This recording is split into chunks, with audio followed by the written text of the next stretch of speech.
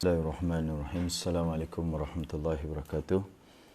Alhamdulillahirabbil alamin. Wassalatu wassalamu ala nabiyina Muhammadin wa ala alihi washabbihi ajmain. Amma ba'd. Alhamdulillah, kita panjat puji dan syukur kita kepada Allah Subhanahu wa taala. Kita mohon pengampunan Allah atas segala dosa kesalahan kita. Kita mohon perlindungan Allah Subhanahu wa taala daripada kejahatan diri kita, dan kita bersyukur kepada Allah Subhanahu wa taala kerana pada pagi ini adalah hari pertama kita menyambut bulan Ramadan. Moga-moga Allah Subhanahu wa taala mudahkan urusan kita. Moga-moga Allah Subhanahu wa taala beri kita taufik dan hidayah untuk menyambut bulan Ramadan itu, untuk melaksanakan perintah Allah, segala perintah Allah dalam bulan Ramadan ini dengan cara yang Allah Subhanahu wa taala redai. Insya-Allah taala sebagai sempena dengan bulan Ramadan ini, dengan bulan puasa, kita akan tadabbur atau kita akan lihat peringatan Allah Subhanahu wa taala tentang puasa, tentang saum dalam surah Al-Baqarah ayat yang ke-183, muka surat 28. A'udzubillahi minasyaitonirrajim. Bismillahirrahmanirrahim. يا أيها الذين آمنوا كتب عليكم الصيام كما كتب على الذين من قبلكم لعلكم تتقون أياما معدودات فمن كان منكم مريضا أو على سفر فعدة من أيام أخر وعلى الذين يطيقونه فدية طعام مسكين فمن تطوع خيرا فهو خير له وأن تصوموا خير لكم إن كنتم تعلمون شهر رمضان الذي أنزل فيه القرآن هدى للناس وبينات من الهدى والفرقان فمن شهد منكم الشهر فليصم ومن كان مريضا أو على سفر فعدة من أيام أخر يريد الله بكم اليسر ولا يريد بكم العسر ولتكملوا العدة ولتكبروا الله على ما هداكم ولعلكم تشكرون وإذا سألك عبادي أني فإني قريب أجيب دعوة الداعي إذا دعان فليستجيبوا لي وليؤمنوا بي لعلهم يرشدون. Sadaqallahul azim. Allah Subhanahu wa taala menyeru orang-orang beriman dengan seruan yang kita kata yang baik sekali. Bila kita dengar ya ayyuhalladzina amanu, itu adalah seruan, panggilan yang baik sekali. Kerana kalau kita panggil kita panggil seorang itu wahai seorang budak lah, wahai budak yang baik, wahai budak yang taat, kan itu adalah satu seruan yang baik sekali. Jadi Allah Subhanahu wa taala seru orang-orang beriman ya ayyuhal, dengan panggilan Allah panggil orang-orang beriman ni bukan wahai lelaki dan wanita, bukan wahai umat Islam, tak ada. Allah panggil ya ayyuhalladzina amanu, wahai orang-orang yang beriman. Kutiba alaikumus siyam, diwajibkan ke atas kamu as-siyam, diwajibkan ke atas kamu as-siyam kama kutiba alal ladzina min qablikum la'allakum tattaqun. Yang mana diwajibkan ke atas orang-orang yang dahulu daripada kamu, la'allakum tattaqun. Di sini kata ulama, kenapa Allah mula-mula Allah Subhanahu wa taala wajib atas siam. Siam secara istilah kita tahulah siam itu menahan diri daripada makan, minum dan bersetubuh daripada terbit fajar hinggalah terbenam matahari. Diwajibkan kepada kamu berpuasa, siam. Kenapa Allah Subhanahu wa taala satu kata sebagaimana diwajibkan orang-orang sebelum kamu? Dalam ayat yang lain tak ada. Kalau dalam hukum-hukum yang lain Allah tak gunakan kama kutiba alal ladzina min qablikum. Sebagaimana diwajibkan orang dulu sebelum kamu. Ini nak menunjukkan bahawa puasa ni suatu yang berat. Kalau kita perhatikan ada 3 kutiba. Kutiba alaikumul qisas, sebelum ayat ni lah, kutiba alaikum idza hadara ahadukumul maut. Itu wasiat. Satu qisas, hukum qisas, hukum wasiat. Yang ketiga adalah kutiba alaikumus siyam. Siyam ini yang paling berat sekali. Puasa ini adalah suatu yang berat. Bagi kita mungkin kita kata apa beratnya puasa ni? Bukan berat sangat puasa kalau tak makan, tak minum satu hari. Itu kalau kita di rumah ataupun kalau kita kerja di office. Bayangkan kalau orang buruh kasar, tuan, kerja kontrak apa, kerja pembinaan di tengah-tengah panas, kerja buat pembinaan kontrak kontraktor lah buat pembinaan. Tengah-tengah panas satu hari 8 jam, 9 jam atau kita agak 10 jam bekerja. Allahu Akbar. Saya pengalaman dulu kerja sebagai penghantar air mineral aja. Kena angkat 20 liter. 20 liter macam 20 kilo lah. Sebelah satu 20, sebelah satu 20. Angkat, hantar ke office-office. Bayangkan naik tangga, kadang sampai 3 tingkat, 4 tingkat, tak ada lift. Kena naik tangga. Hari-hari buat macam gitu. Allahu Akbar. Ini pengalaman saya. Lepas zuhur saja, saya balik rumah, solat zuhur, saya akan tidur sampai ke pukul 6. Asar pun telajak juga. Lembik terus lah kita cakap. Lembik. Half day je boleh kerja. Boleh kerja sampai zuhur saja. Lepas zuhur dah tak ada energi lagi. Bagaimana kalau orang, saya terfikir bagaimana orang kalau kerja sampai ke petang. Saya sampai zuhur aja dah give up. Balik tidur, bangun pukul 6, siap nak solat asar, siap untuk nak buka saja. Itu. Jadi bagi kita jangan letak diri kita. Kita letak orang lain pula. Kalau mereka di tanah Arab waktu ayat ini turun, mereka yang dengan panas terik, puasa ni Ramadan, nama dia Ramadan ni yang membakar tau. Panas yang membakar. Setiap kali Ramadan panas dia satu macam panas dia. Satu macam. Kalau kita di Mekah tu daripada Masjidil Haram nak pergi tandas pun ya Allah bercinta. Kita kata panas betul luar ni, nak pergi tandas saja. Belum nak bekerja, belum nak tawaf di tengah-tengah panas. Jadi suatu yang berat. Satu yang berat bagi setengah orang yang pekerjaan dia ini satu ibadat yang berat sekali kalau dalam bulan Ramadan. Kita jangan letak diri kita yang di rumah atau yang tidak bekerja ataupun yang kerja di office dalam aircon, tak ada. Mereka yang di tengah-tengah panas yang bekerja ni, Allahu Akbar. Kita hanya Allah yang tahu bagaimana perasaan mereka. Jadi Allah nak galakkan mereka. Orang dulu sebelum kamu pun mereka pun berpuasa juga dalam panas, dalam keadaan panas, dalam keadaan panas terik, dalam keadaan waktu yang panjang, musim panas yang panjang, mereka tetap berpuasa. Jadi Allah galakkan mereka, orang-orang dulu. Lagi satu kata ulama, kerana puasa ini banyak kebaikan. Kalau mereka seolah-olah Allah tak nak umat Islam terlepas daripada kebaikan puasa ni. Jangan orang dulu berpuasa, kita tak berpuasa. Jadi kita kena lomba. Kalau mereka dapat kebaikan daripada puasa, kita pun kena berlomba dengan mereka untuk mendapatkan kebaikan puasa. Itu. Kenapa kata ulama, kenapa Allah cakap sebagaimana diwajibkan untuk menggalakkan kita untuk berlomba-lomba untuk melakukan kebaikan.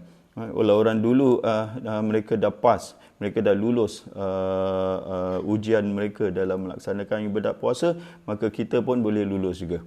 Kemudian yang kedua, hikmah daripada puasa, la'allakum tattaqun. Hikmah dia adalah takwa, supaya kamu bertakwa. Takwa ni apa? Takwa itu melakukan apa yang Allah perintah dan meninggalkan apa yang Allah larang. Jadi dalam puasa ni adalah imsak. Imsak ini menahan diri. Rahsia daripada puasa itu adalah perkataan dia. Perkataan siam ni berarti imsak. Imsak itu tahan diri. Itu tahan diri daripada larangan Allah. Itu takwa tu. Menahan diri daripada melakukan apa yang Allah Subhanahu Wa Taala larang. Walaupun benda tu halal. Makan, minum. Bukan di sini larangan jangan minum arak atau jangan makan babi atau perkara yang haram, tak. Allah larang kepada perkara yang halal. Perkara yang halal Allah larang di sini. Jadi kalau seorang itu boleh dapat menahan diri daripada perkara yang halal. Perkara yang halal kita akan bukan perkara yang halal. Dia tahan diri dia itulah puncak kepada ketakwaan. Walaupun benda tu halal, tapi dia tak boleh tahan diri kita. Dan masalah kita ni kita tak faham hikmah puasa. Kita dapat menahan diri dari perkara yang halal, tapi kita tak dapat menahan diri at the same time pada waktu bulan Ramadan ni daripada perkara yang haram. Contohlah, orang ni dapat menahan diri daripada makan, minum, boleh. Tapi dia tak dapat menahan diri dia daripada mengumpat, mencaci, mencela orang. Mengumpat, mencaci, mencela orang itu adalah perkara haram. Jadi perkara yang halal, dia boleh tahan diri dia. Yang ini tak boleh tahan. Seolah-olah macam ada daging dua daging depan dia. Satu daging KFC, yang halal punya. Lagi satu adalah bangkai. Dia kata pada diri dia, aku yang KFC ni aku tak nak makan. Aku tak nak makan. Yang ini aku nak makan. Yang ini aku tak boleh tahan. Yang ini aku boleh tahan daripada makan KFC ni. Yang halal ni aku boleh tahan. Tapi yang haram ni, yang bangkai ni, yang busuk ni aku tak boleh tahan diri aku. Aku kena makan juga. Kan dia tak faham konsep takwa. Orang ni sebelum puasa lagi dia dah tahan diri daripada perkara yang haram. Sekarang ni adalah tingkatan yang tinggi sekali, iaitu menahan diri daripada perkara yang halal. Tapi macam mana kalau seorang tu tak dapat menahan diri daripada perkara yang haram, apa takwa yang dia dapat? Sebab itu tiap-tiap tahun takwa dia sama, bukan takwa dia sama, puasa dia sama je, tak dapat takwa. Kita tengok lepas Ramadan carry on je, jangan cakap lepas Ramadan. Bulan Ramadan jalan terus saja. Cela orang, rendahkan orang, kutuk orang, cakap tentang orang, sama je. Takwa apa dia dapat? Tak ada takwa. Sedangkan hikmah daripada puasa, la'allakum tattaqun. Supaya kamu dapat menahan diri daripada dapat mengikut perintah Allah Subhanahu Wa Taala dan menahan diri daripada apa yang Allah larang. Dan puasa ni, dalam bulan puasa banyak sekali perkara-perkara ketaatan, perkara-perkara ibadat yang seorang itu. Jadi bila seorang itu melaksanakan puasa dengan dia menahan diri daripada perkara yang Allah larang dan dia buat amal ibadat, itulah takwa sebenarnya. Kita reflect diri kita, sama ada puasa kita ni puasa orang yang bertakwa atau puasa budak-budak lah kita cakap. Macam puasa budak-budak saja, tahan diri daripada makan, minum. Makan, minum dan makan, minum lah kita kata. TV jalan terus, tengok mata tak tahan. Mata macam mana dia cakap dia berpuasa, dia tengok TV. Kata ulama, ni saya dengar khutbah seorang doktor di Bangi dulu, dia cakap seorang datuk kalau dengan cucu dia tengok Doraemon, tengok kartun, itu dah lara, itu dah perbuatan sia-sia. Tengok kartun aja tuan-tuan, saya bila duduk dalam khutbah tu, tengok kartun aja dengan cucu dah lara. Orang yang melakukan perbuatan yang lara ni, Allah tidak berhajat kepada puasa dia. Jadi kita bukan tengok kartun lagi, tengok movie lagi, tengok filem lagi, tengok sandiwara, tengok apa lagi pada Hindustan pula. Kalau hari Sabtu, besok Sabtu, Hindustan jalan terus. Dekat takwa apa? Itu kita cakaplah puasa yok-yok lah. Kalau dululah kita kampung puasa budak-budak. Ini puasa budak-budak. Tak ada takwa. Setakat menahan diri daripada lapar dan dahaga saja. Nauzubillah. Kita mohon kepada Allah SWT, kita memperbaiki. Setiap tahun kita memperbaiki puasa kita agar capai ISO Allah SWT, iaitu takwa. Kemudian Allah beritahu kepada kita ayyama ma'budat. Dia tak lama, bukan 1 tahun awak kena puasa, beberapa hari je. Beberapa hari tapi 1 bulan. Tapi Allah gunakan perkataan beberapa hari saja. Dan tengok dalam, kerana tadi kita cakap puasa ni satu yang berat. Puasa ni satu yang berat sangat. Jadi Allah Subhanahu Wa Taala, ini rahmat Allah Subhanahu Wa Taala. Walaupun banyak kebaikan pada puasa ni, tapi Allah Subhanahu Wa Taala tidak membebankan ke atas orang yang sakit dan orang yang musafir, ataupun orang tua yang tak boleh berpuasa, atau perempuan yang hamil, ataupun perempuan yang menyusukan. Itu pada ayat, kalau kita ayat yang puasa ni kita boleh belajar fiqh dia lah. Dan siapa di antara kamu yang sakit, musafir, maka dia kena qadakkan pada hari yang dia buka tu. Jadi nak cakap puasa ni banyak sangat kebaikan. Dalam dia banyak sangat kebaikan. Walaupun tak berpuasa, kerana ada uzur syar'i, walaupun tak berpuasa, dia kena qada juga. Dia kena qada juga pada waktu yang lain, kerana tak boleh puasa ini terlampau banyak kebaikan. Kalau awak tinggalkan pun awak kena puasa pada hari yang lain. Ini menunjukkan pentingnya, menunjuk banyak kebaikan pada berpuasa. Kena qada. Macam seorang wanita yang haid ke atau nifas, kalau dia tak puasa, seorang yang haid, dia kena qada. Tapi kalau solat, kalau dia haid, dia tak kena qada. Jadi ini special bulan puasa ni, dia kena qada pada hari-hari yang dia terlepas. Kemudian pada ayat yang ke 186, kita ambil dia punya pengajaran je tuan-tuan, bukan tafsir dia. Tafsir dia panjang lebar ni, boleh berminggu. Kemudian pada ayat yang 186, Allah Subhanahu Wa Taala di sini terangkan kepada kita tentang kemuliaan bulan puasa ni. Allah jadikan puasa, kemuliaan puasa ni, Allah masukkan puasa ni dalam bulan yang paling mulia sekali. Di antara bulan yang paling mulia, bulan yang terbaik adalah bulan Ramadan. Kenapa bulan Ramadan ini menjadi bulan yang paling mulia sekali, bulan yang terbaik sekali? Kerana apa? Syahrul Ramadan alladhi unzila fihi al-Quran. Kerana Quran, tuan-tuan. Ini kita lagi sekali kita nak kata, Quran adalah nikmat pemberian Allah Subhanahu Wa Taala yang paling agung sekali. Tak ada apa yang boleh match dengan Al-Quran. Jadi puasa ini jadi tinggi kerana dia diwajibkan pada bulan Ramadan. Itu bulan yang diturunkan Al-Quran. Apa saja Al-Quran, tentang Al-Quran ni, dia jadi terbaik. Kalau ini bulan yang diturunkan Al-Quran, bulan Ramadan itu jadi bulan yang terbaik. Kata ulama, malaikat Jibril, Allah pilih malaikat yang terbaik untuk turunkan Al-Quran. Turunkan Al-Quran. Al-Quran adalah kalamullah, perkataan Allah. Perkataan Allah adalah perkataan yang terbaik daripada segala perkataan. Malaikat Jibril turun kepada sebaik-baik makhluk, sebaik-baik manusia, sebaik-baik Nabi, itu Nabi Muhammad sallallahu alaihi wasallam. Terbaik juga. Kemudian diturunkan pada sebaik-baik bulan, itu bulan Ramadan. Dan diturunkan pada malam yang sebaik-baik malam, itu pada Lailatul Qadar. Semuanya yang berkaitan dengan Al-Quran ni, semuanya come out the best. Untuk siapa? Sebaik-baik umat. Untuk umat Islam, sebaik-baik, semuanya baik. Jadi kita tengok ini kemuliaan Al-Quran.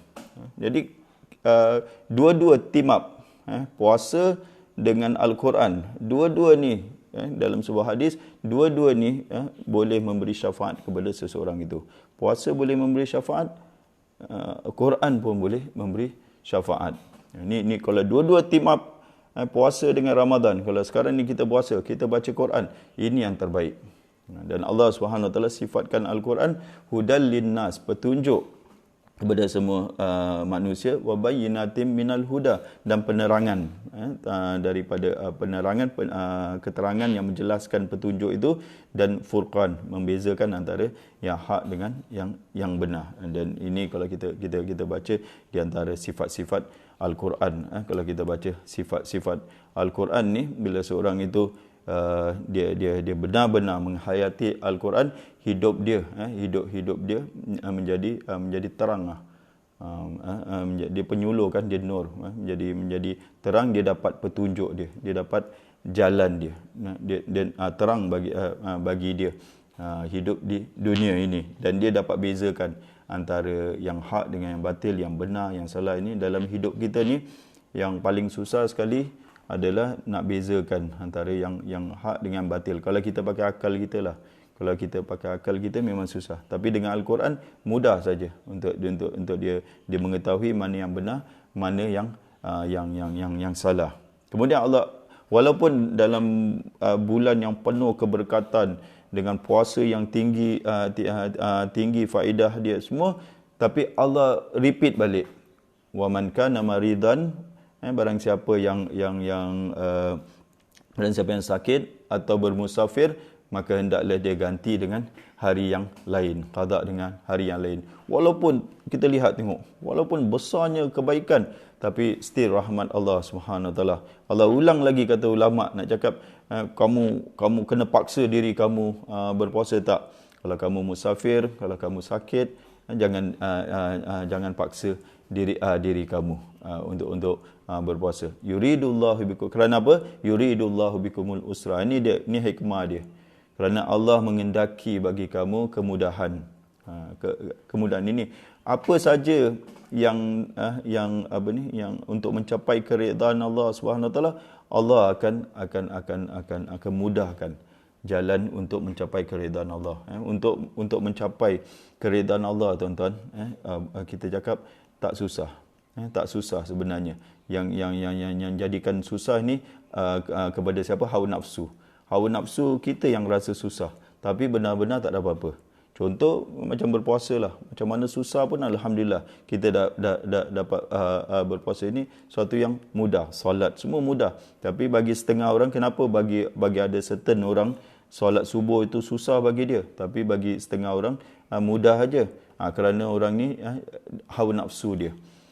Dia ikut hawa nafsu dia. Bila hidup dia ni dipimpin oleh hawa nafsu dia, semuanya susah. Semuanya jalan-jalan. Walaupun Allah dah mudahkan dia 5 minit aja solat, daripada 5 waktu Allah mudahkan jadi 5 waktu, daripada 5 waktu asalnya jadi 5 waktu pun susah juga. Sebab apa? Orang ni dibelenggu oleh hawa nafsu dia. Kalau betul-betul semuanya syariat yang Allah Subhanahu Wa Taala turunkan adalah mudah. Dalil dia ayat ni. Allah menghendaki bagi kamu kemudahan, wala yuridu bikumul usra, dan Allah tak nak susahkan kamu. Allah nak senangkan kamu dan tak nak susahkan kamu untuk mencapai keredaan dia. Jadi dalam keadaan orang ni dia nak cari keredaan Allah Subhanahu Wa Taala, tapi waktu itu dia sakit. Waktu dia sakit, tak payah puasalah. Dia tak puasa. Dapat tak keredaan Allah? Dapat. Kalau contohlah, kalau dia paksa diri dia puasa dan dia matilah. Contoh dia doktor semua cakap jangan tak boleh puasa. Dia ingat keredaan Allah adalah dengan dia berpuasa. Dan kalau dia mati, dia dikira bunuh diri, tuan-tuan. Dia dikira membunuh diri dia. Jadi kita ingat dalam Islam matlamat Allah Subhanahu Wa Taala turunkan syariat ini untuk memudahkan kita. Untuk bukan kita nak ambil mudah, tak, bukan ambil mudah, tapi untuk semua syariat Allah adalah memudahkan kita untuk mencapai keredaan Allah Subhanahu Wa Taala. Tapi jangan ingat kamu tak perlu sempurnakan. Bila kita fikir bolehlah, mudahlah,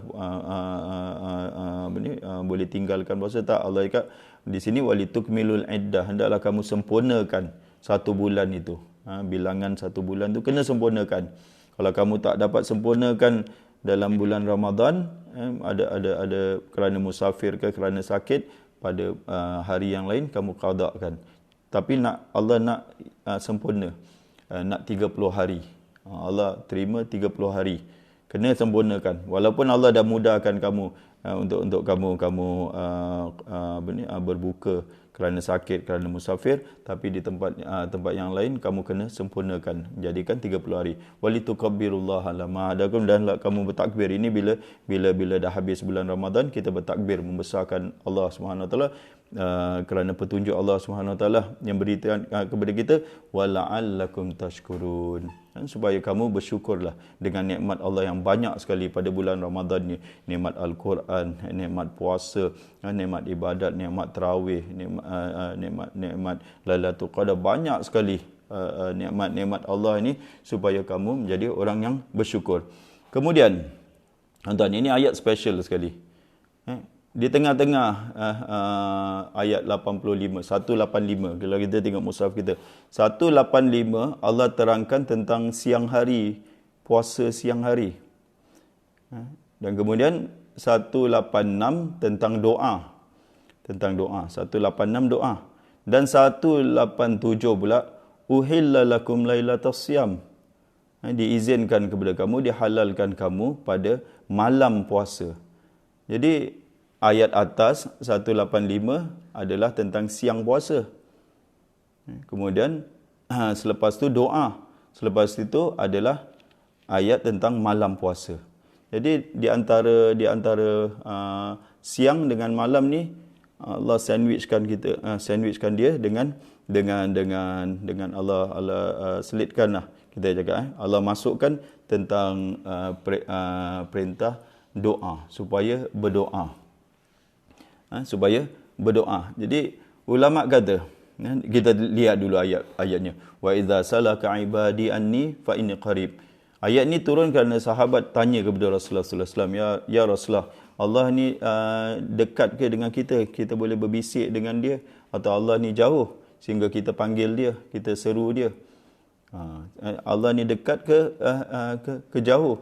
Kalau dekat, kita tak payahlah nak kuat-kuat nak apa ni, tinggikan suara, kita berbisik aja dengan Allah Subhanahu Wa Taala. Ataupun dia jauh, kita kena panggil Allah Subhanahu Wa Taala, kita kena seru dia. Kata Rasulullah sallallahu alaihi wasallam, diam saja sehinggalah turun ayat ni. Apabila hamba-Ku bertanya kepadamu tentang aku, fa inni qarib, beritahu mereka aku ini dekat. Jadi dekat Allah dengan ilmu dia, dan dekat Allah ini qarib juga dengan dia mengabulkan doa. Seorang bila apa ni, contohlah kalau manusia ni, kalau kita nak tolong daripada dia, kalau dia dekat dengan kita, dia boleh tolong kita. Kalaupun dia mampu tapi dia jauh, dia tak mampu tolong. Kalau kita di Malaysia ni nak minta tolong pada orang di Singapura ni, dia jauh, dia tak dekat. Walaupun dia mampu untuk tolong kita, kita kalau kereta kita rosak ke apa kan. Jadi dekat ni penting sekali. Dekat ni penting, dekat dengan kita dari segi pengetahuannya, dan dekat dalam menyahut permintaan kita. Sebab itu ayat selepas ni, ujibu da'wata da'i idza da'an. Aku akan memenuhi, perkenankan permohonan atau doa orang yang berdoa kepadaku. Setiap doa yang tak lalai. Satu syarat, jangan doa lalai. Doa tapi tak faham makna. Doa, Allahumma qasim lana min khasyatika ma tahulu bihi bainana wa bainal ma'siyatik wa min ta'atika ma tuballighuna bihal jannatak. Kita tanya apa yang kau minta? Aku pun tak tahu.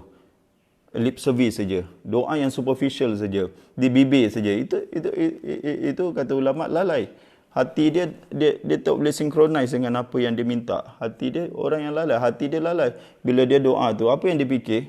Dia bukan fikir tentang doa dia, pasal dia tak faham apa yang dia minta. Tak boleh. Hati nak kena hadir.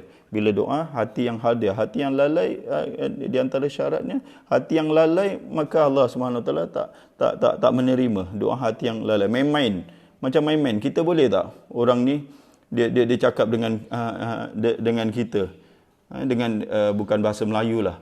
Dia cakap dengan kita bahasa yang kita tahulah, bahasa Arab lah. Kita faham bahasa Arab. Lepas tu dia minta dengan kita.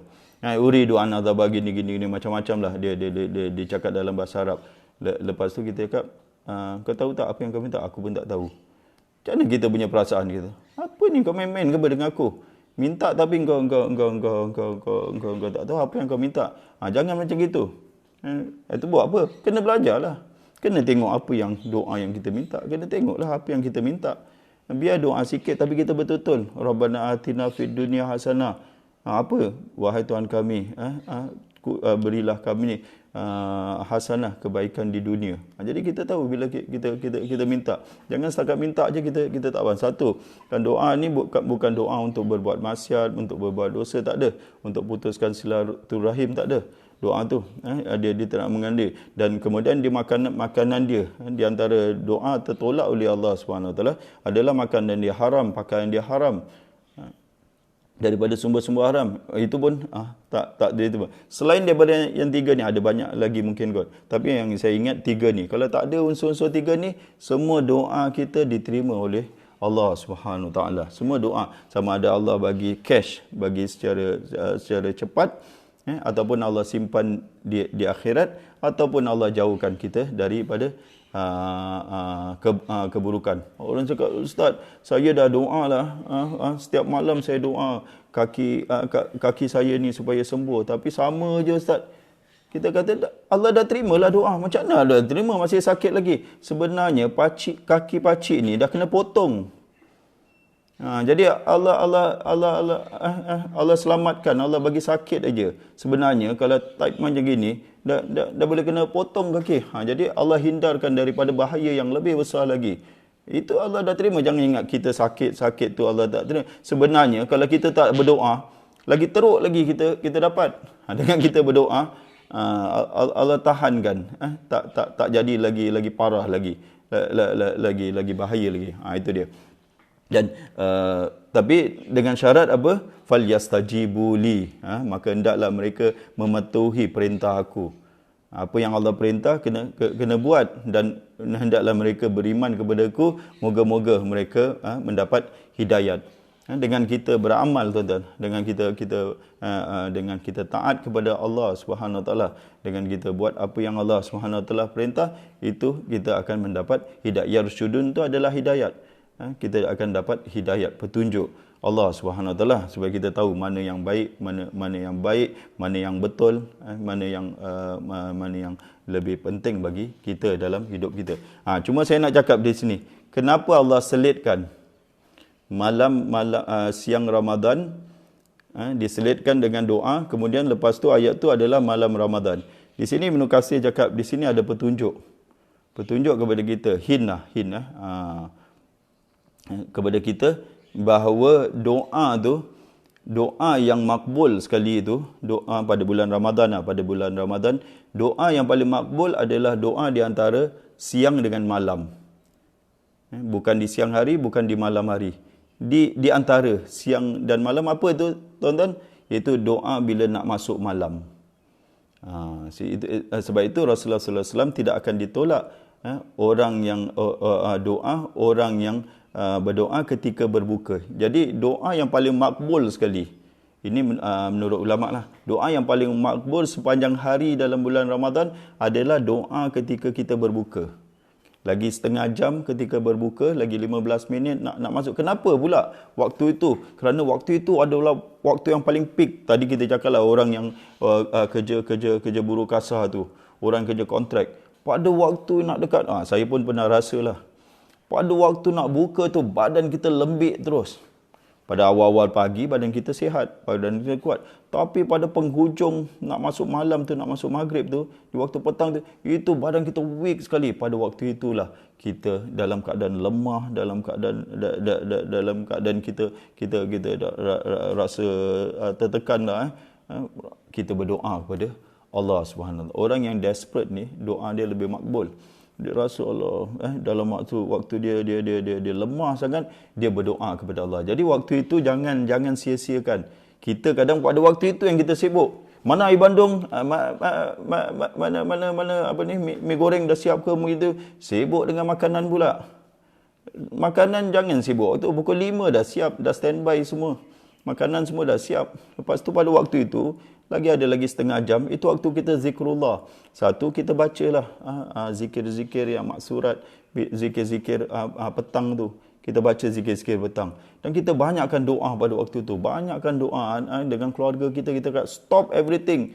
Sekarang masa untuk berdoa. Minta kepada Allah. Minta segala perkara, hajat kita. Kita ada banyak hajat. Inilah waktu dia. Inilah waktu makbul. Ayat ini dan dikuat dengan hadis. Iaitu doa ketika orang itu berbuka tak akan ditolak oleh Allah Subhanahu Wa Taala. Itulah sedikit pengajaran yang kita dapat daripada ayat tentang puasa ni. Moga-moga Allah Subhanahu Wa Taala memberi kita taufik dan hidayat sekali lagi untuk kita melaksanakan puasa ni sebagaimana. Itu yang kita takut. Kita laksanakan puasa ni bukan sebagaimana ikut standard ISO Allah SWT, bukan ikut apa yang Allah kehendaki. Kita nak melaksanakan sebagaimana yang Allah redai. Kalau kita nak tahu, banyak kita baca Al-Quran, banyak kita hadis, baru kita tahu bagaimana puasa yang sebenarnya. Bukan puasa secara tradisi. Orang puasa, kita pun puasa. Tapi kita moga-moga Allah bagi kita hidayah. Inilah sebenarnya puasa yang Allah Subhanahu Wa Taala kehendaki. Wallahu a'lam bishawab. Insya-Allah kita jumpa lagi untuk besok hari dan hari-hari berikutnya. Aqulu qouli hadza wa astaghfirullahal azim li wa lakum. Wassalamualaikum warahmatullahi wabarakatuh.